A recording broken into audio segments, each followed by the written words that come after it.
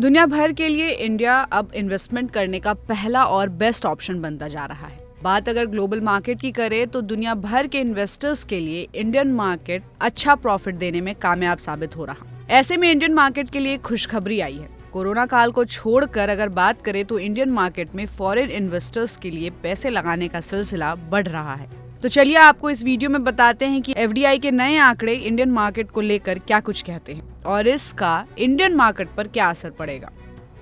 Indian economy पर दुनिया का भरोसा बढ़ता जा रहा है। खासकर 2000 के बाद से फॉरेन इन्वेस्टर्स के पैसे लगाने का सिलसिला काफी बढ़ा है। 2024 में भी अप्रैल से सितंबर तक फॉरेन डायरेक्ट इन्वेस्टमेंट यानी कि एफडीआई में 29% का उछाल देखा जा रहा है।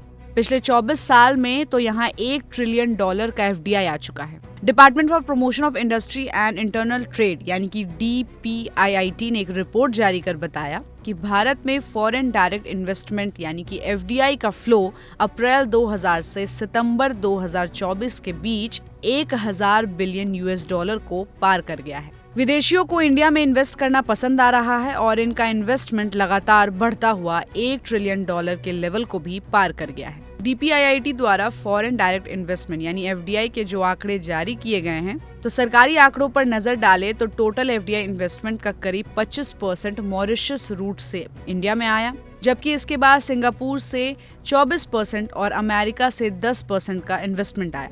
इसके अलावा नीदरलैंड से 7%, जापान से 6%, ब्रिटेन से 5%, यूएई से 3% और इसके बाद कैमन आइलैंड, जर्मनी और साइप्रस से आए।